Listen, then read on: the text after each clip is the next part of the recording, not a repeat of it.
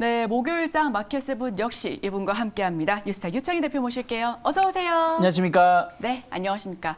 저희 바로 첫 번째 키워드 오픈해 보겠습니다. 첫 번째 키워드 보여주시죠. KG그룹이 쌍용차의 새 주인으로 사실상 결정된 가운데 네. 다양한 과제를 떠안게 됐습니다.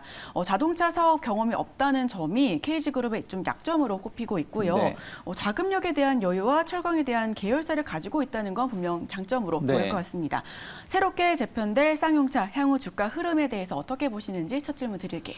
네, 뭐 KG그룹이 될 거라고 다들 생각을 하셨을 것 같아요. 아, 모두가요. 그래도 그럴 조금씩 이렇게 뭐 물론 쌍방울도 이제 뭐 있었고. 쌍방울도 있었고 합니다만은 뭐 자동차 뭐 그 뭐라 할까요? 경영 해보지 않은 건 다 마찬가지가 아니겠습니까? 네. 그래서 쌍방울보다는 KG 쪽에 결국엔 손이 들어갔다. 왜 그러냐면 KG 그룹이 원래는 화학에서 시작을 한 기업이에요. 옛날에 이제 비료 만들다가 이제 화학으로 좀 발전을 했고, 그러면서 이제 시세가 확장이 된 게 이제 좀 커머스 시장 쪽으로 해가지고, 그러니까 이게 이제 뭐 전자결제라든지 여러분들 자주 이용하시는 뭐 KFC, 뭐 버거킹 이런 부분들을 다 KG 그룹이 다 인수를 했었거든요. 그래서 이런 부분들로 진출을 했고, 또 거기서 또 좋은 결과를 보여줬었습니다.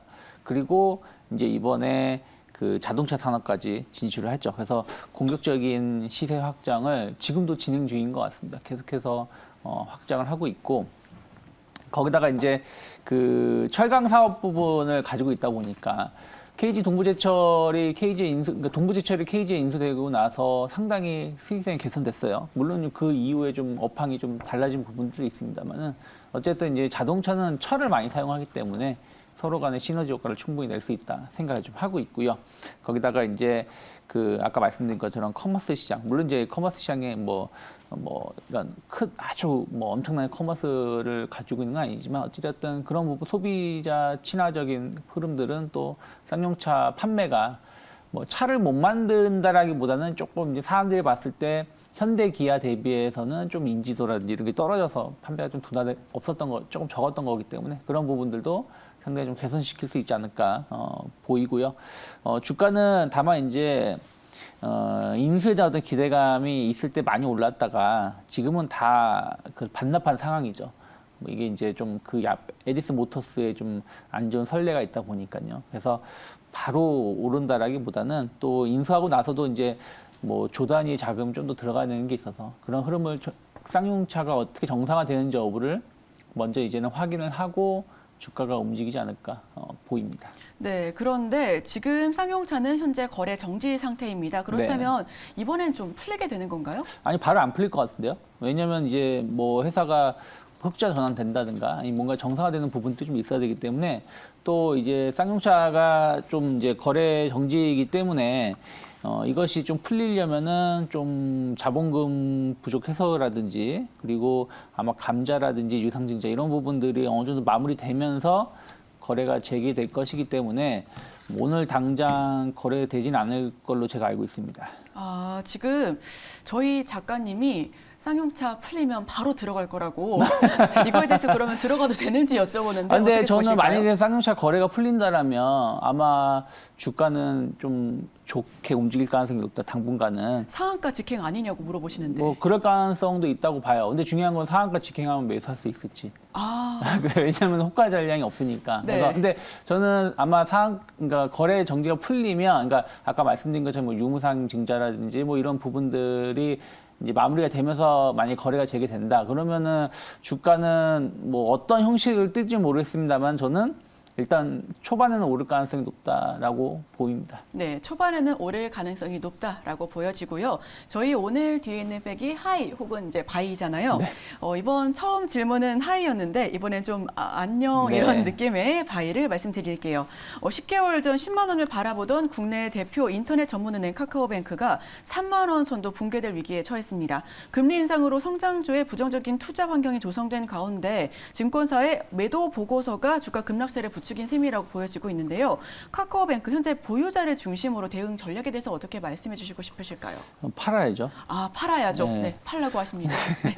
왜 그러냐면 카카오뱅크가 이제 시장 다른 은행 대비해서 이제 고평가를 받을 수 있었던 것은 우리는 은행이 아니다.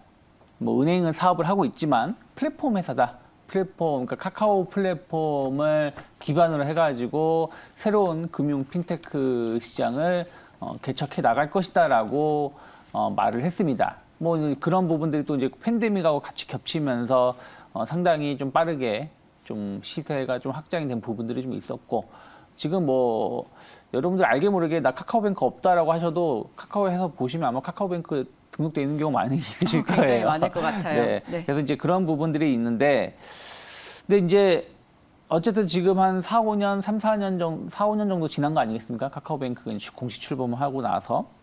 근데 이제는 딱 시장에서 봤을 때 이거 플랫폼 회사 맞는가라는 의구심? 그리고 우리가 뭐 메타버스, NFT 뭐 이런 얘기를 많이 했었는데 작년에 막상 근데 메타가 뭐고 NFT가 뭐야라고 하시는 분들 많이 계시거든요. 네, 아직까지도 많이 궁금해하시는 네. 부분인 것 같습니다. 투자를 하시면서도 그게 무엇인지에 대해서도 명확하게 잘 모르시는 분들이 많이 계세요. 유명세 때문에 쫓아서 나도 그쵸, 한번 쫓아갔다는 이런 경우가 것이죠. 많은 것 같아요. 그게 뭐 좋다 나쁘다는 뜻을 말씀드린 게 아니라 카카오뱅크가 딱 그런 상황인 것 같아요.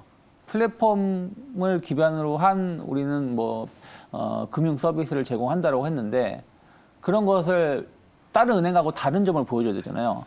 근데 하는 영업은 일반 은행하고 똑같다라는 거예요. 네, 그렇다면 하는 뭐 부분이 은행이랑 똑같으면 은행주로 엮여가지고 금리 인상에 좀 수혜를 받아볼 수도 있었을 법한데요. 네, 근데 수혜를 받을 수가 있는데 중요한 거는 가격이라는 것이죠. 지금 예를 들어서 신한지주, KB금융 실적이 카카오뱅크의 몇 배 이상 날걸요? 근데 그 주가 수준, 그 PER 기준을 따진다면 카카오뱅크가 지금 62배예요. 어제 주가가 그렇게 많이 하락을 했어도. 근데 뭐 KB금융, 신한지주, 하나금융지주 이런 회사들은 PER 기준으로 5배도 안 됩니다. 네네. 그러면 엄청 10배 이상 비싼 거라는 거죠, 주가가. 그럼 예를 들어서 지금 31,000원이 아니라 3,000원에 있어도 누가 할 말이 없다는 얘기다. 너무 고평가되어 그렇죠. 있었네요. 그런 것 때문에 지금 부담스러운 거고 또 성장이 좀 둔화되는 부분들이 좀 고속 성장이 좀 둔화되는 뭐 왜냐하면 우리나라에서 가입할 사람도 다 가입했잖아요. 그렇다면 그런 부분들이 새로운 뭔가를 만들어줘야 되는데 새로운 뭔가를 만들기 위해서 보험이라든지 다른 서비스로 진출하려고 했는데 정부가 하지 마. 막아버렸죠. 이런 부분들. 그러니까 이런 거의 논란도 결국에 매력이 좀 감소할 수밖에 없다. 그래서 저는 만약에 은행 서비스, 금융 서비스를 투자할 거면은 결국에는 보험이라든지 은행주를 직접 투자하는 게 맞지 않을까 생각을 하고 있고 이런 플랫폼 이런 부분들에 대해서는 조금 지금 성장주가 어쨌든 경기 침체나 긴축에서는 좀 불리하기 때문에 저는 좀 종목 교체를 해야 된다라고 보고 있습니다. 네, 그렇다면 종목 교체를 하게 된다면 아까 말씀해 주셨던 것처럼 뭐 은행이나 보험주에 직접 투자를 하는 게 낫겠다라고 말씀해 주셨는데 네. 금리 인상 수혜로 지속적으로 이제 우상향을 그려왔잖아요. 지금 투자해도 늦지 않나요? 예를 들어서 뭐 은행주들은 많이 오른 것도 없어요. 그렇게까지는. 네, 그리고 보험주들도 별로 오른 게 없습니다. 근데 생각보다. 저는 만약에 투자를 하신다면 보험주들 먼저 투자를 하시는 게 맞다 생각하고 있고, 은행보다 보험주. 네, 그리고 이제 은행주는 경기 흐름을 좀 보면서 투자를 하시면 좋지 않을까 생각하고 있습니다. 네, 좋습니다. 저희 그럼 바로 이어서 두 번째 키워드 오픈해 볼게요. 두 번째 키워드 보여주시죠. 어제였죠. 2차 전지 관련주가 생산이며 소재 부품, 전고체 등 모든 관련주가 급락세를 보였습니다. 여기에 LG 에너지 솔루션이 1조 7천억 원을 투자해 미국 애리조나주에 짓기로 했었던 배터리 신규 공장 계획을 전면 재검토하겠다라는 기사도 났고요. 경기 침체로 배터리 수요가 줄어든 탓이라고 하는데 왠지 엔솔로부터 수혜주로 거론됐었던 종목들은 어떤 종목들이 있었는지 그렇다면은 이런 소식에 어떤 흐름을 좀 앞으로 연출할지 이런 부분 좀 리뷰 부탁드릴게요. 뭐라 그럴까요? 이번에 이제 뭐 어저께 갑자기 나온 뉴스죠. 네. 어저께 이제 현대차 좀 안 좋은 뉴스 나왔고 LG 에너지 솔루션의 어떤 투자 지연 이런 부분들로 인해 가지고 자동차, 전기차 배터리 관련된 종목군들이 대거 급락세를 좀 보여줬는데 일단은 이번에 그 우리나라 업체로는 최초로 원통형 배터리 그 관련해 가지고 북미 시장에 단독으로 좀 공장을 좀 건설하겠다라는 거였죠. 이게 뭐 이미 작년부터 얘기가 좀 나왔었고 여기에 대해서 상당히 좀 기대감을 좀 가지고 있었는데 지금 고환율 그때 당시에 환율이 1,100 한 7, 80원 정도였을 거예요. 제 기억이 맞으면. 네. 근데 지금은 1,300원대죠. 거기다가 이제 인건비라는 건 미국인들의 인건비죠. 뭐 다들 아시다시피 최저 실업률 그러면서 임금은 계속 높아지고 있는 부분들이 있었고 거기다가 이제 원자재 가격 특히 뭐 미국 같은 경우는 이런 물동량 문제 때문에 공급망 충격 때문에 원자재가 제때 수요일이 공급이 안 되다 보니까 더 비싸지고 있다라고 얘기를 하고 있죠. 그러니까 이런 삼고에 따른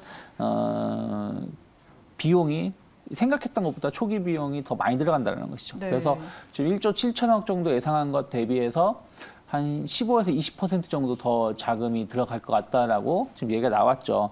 그러면은 뭐 한 3조 원 정도 자금이 여기에 투자가 된다는 것이 그때 3천억이라는 게 적은 돈은 아니에요. 그렇죠. 회사에서 봤을 때 그 LG 에너솔루션의 2분기 실적을 감안한다라면 이 3천억을 커버하기 위해서는 엄청난 자금이라고 생각을 좀 하고 있습니다. 거기다가 지금 뭐 아직 뭐 확정된 건 아니지만 하반기로 갈수록 경기 침체가 이루어지게 된다라면 아무래도 이제 자동차 시장도 좀 위축될 수 있다. 물론 전기차 시장이 위축될 가능성은 적지만 어찌됐든 영향을 받지 않겠냐는 우려감들 이런 것이 있기 때문에 이게 다른 회사랑 어떤 그 협업을 해서 공장을 짓는 게 아니기 때문에 단독을 짓는 거다 보니까 이런 것들을 좀 확인하고 투자를 하려고 하는 것이 아닌가. 그래서 한 빠르면 가을, 늦으면은 연말 정도 돼야지 정확하게 언제 시작을 할지가 윤곽이 나올 수 있지 않을까 저는 생각을 좀 하고 있습니다. 네, 그렇게 생각을 해주고 계시고요.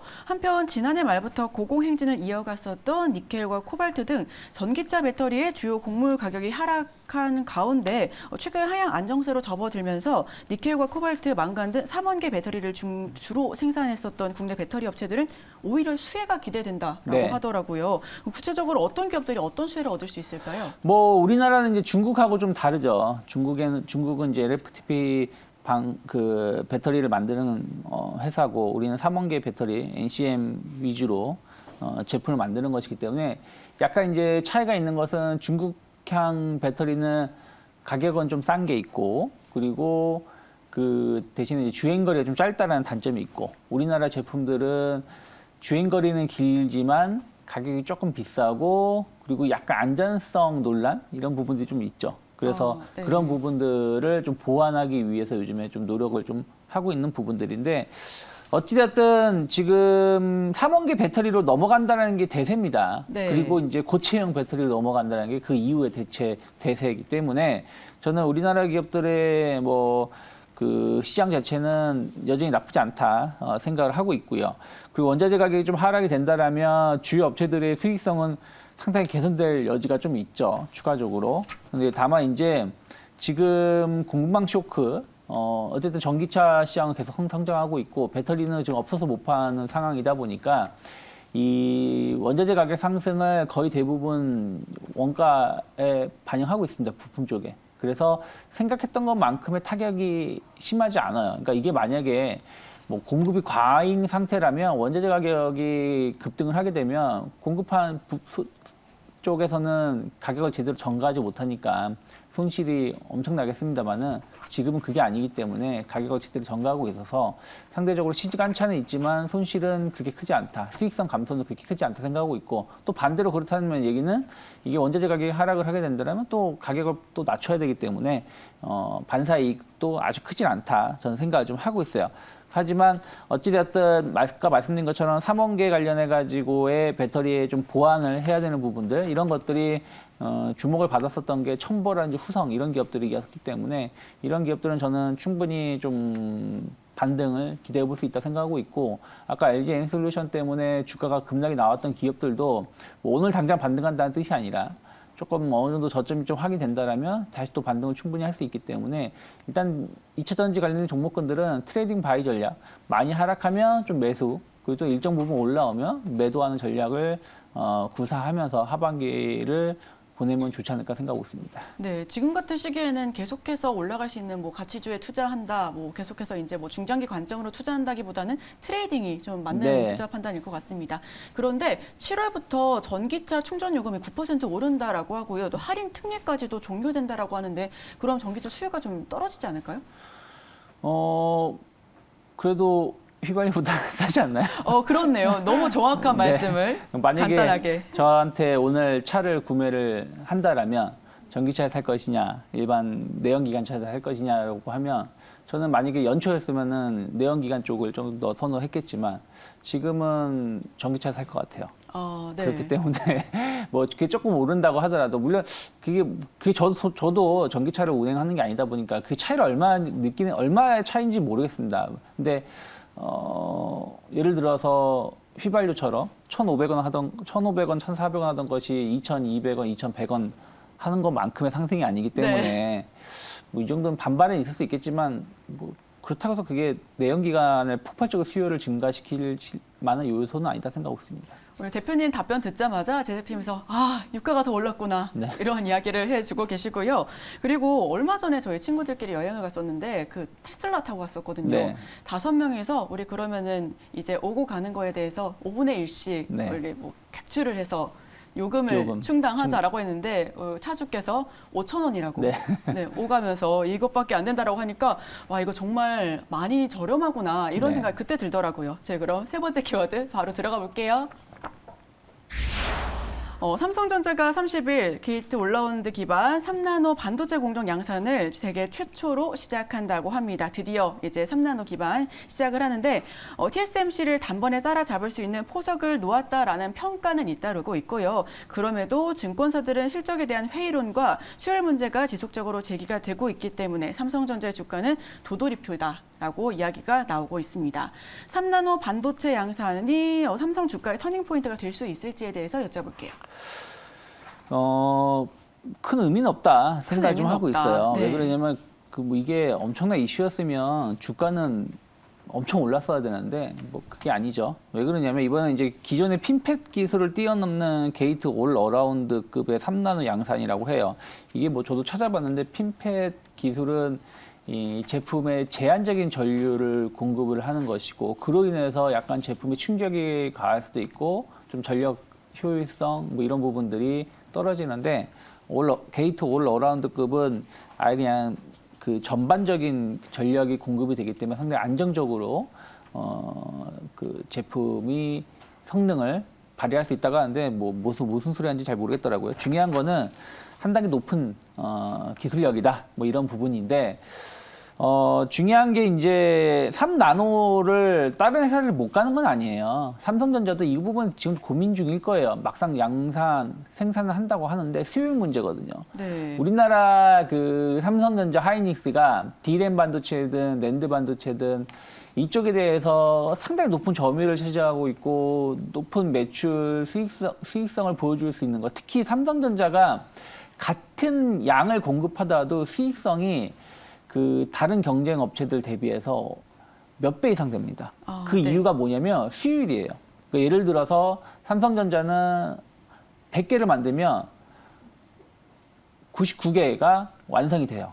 근데 다른 기업들은 100개를 만들면 한 95개, 뭐 90개 이 정도밖에 안 됐었거든요. 그러다 보니까 그런 것 자체, 불량률이 없다는 것 자체가 상당 부분 수익성으로 증가를 해주는 부분이었기 때문에 그동안 고속 성장을 해왔었는데 이제 이게 나노 쪽으로 넘어가면서 그런 부분들이 이제 삼성전자도 하이닉스도 좀 곤란을 겪고 있는 거라는 거죠. 그래서 3나노를 생산하는 게 중요한 게 아니라 아까 말씀드린 대로 불량률을 얼마나 낮출 수 있느냐가 중요한데 이 불량률을 낮추는 부분들에 대해서 명확하게 얘기를 하지 않았어요. 그래서 그런 부분들이 좀 어떻게 해결되는지를 좀 봐야 된다고 생각하고 있고요.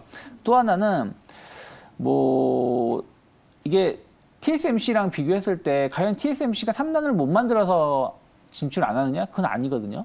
그리고 다른 기업들도 굳이 뭐 지금 당장 3나노가 필요한가? 그러니까 왜냐면 지금 D램이나 낸드 쪽이 아니라 이제는 시스템 반도체, 파운드리 반도체 쪽으로 이제 삼성전자가 집중을 하는 부분들인데 이 파운드리 반도체 시장의 고객들, 뭐 애플이든 인텔이든 뭐 퀄컴이든 여러 업체들이 뭐 아직까지 그 정도를 요구하지 않는 것 같아요. 그래서 TSMC도 그거를 뭐 공적적으로 좀 생산 시설로 좀 만드는 게 아니기 때문에 결국에는 이런 부분들이 격차를 얼마나 줄일 수 있을지 여부를 좀 봐야 된다 생각을 좀 하고 있습니다. 그래서 거기다가 이제 IT 수요, 하반기 IT 수요 위축에 대한 우려감들하고 또 주요 업체들, 뭐 아마존이든 메타든 뭐 이런 플랫폼 업체들 포함해서 많은 기업들이 서버 투자를 했었는데 지금 그 서버 투자가 좀 둔화될 수 있다. 오히려 이제 좀 줄이겠다는 얘기들이 나오고 있죠. 이 부분에 대해서의 어떤 불확실성이 계속해서 주가를 좀 흘러내리게 만들고 있습니다. 그러다 보니까 외국인들하고 기관들이 매수를 하지 않는 부분들이 있어서 주가가 하락하는 거기 때문에 그것이 해결돼야지 주가가 오르는 것이지 3나노를 간다고 해서 주가가 오르진 않을 것 같다라고 봅니다. 네, 좋습니다. 저희가 이에 대한 관련주나 뭐 수혜주를 한번 여쭤보려고 했었는데 네. 뭐 그렇게 크게는 영향을 받을지 않을 것 같다라고 말씀을 해주셔가지고요. 네. 왜냐면 이게 만약에 이게 6월 달에 증시 하락이 없었다라면 삼성전자 3나노 생산 관련해 가지고 또 기대감이 있는 뭐 섹터 혹은 기대감 있는 종목군들을 보자라고 저도 말씀드릴 것 같은데 6월에 하락에 나왔는데 그 하락에 집중됐었던 게 IT 쪽이에요.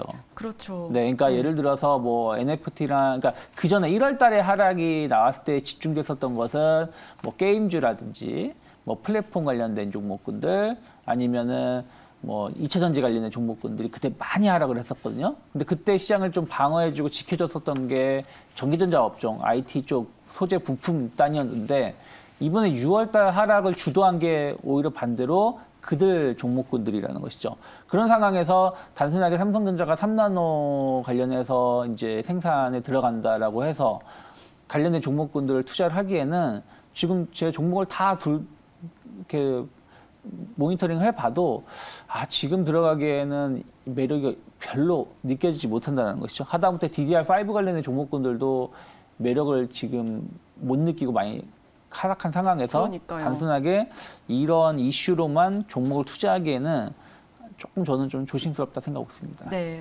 알겠습니다. EUV 뭐 적용 확대에 대한 수혜는 뭐 동진 세미캠도 있었고 솔브레인이나 뭐 선솔케미컬 등 많은 네. 종목들이 거론이 됐었지만 아직까지는 들어가기에는 좀 보수적인 관점으로 지켜봐야 하지 않나 네. 그런 생각이 저도 드네요. 네, 좋습니다.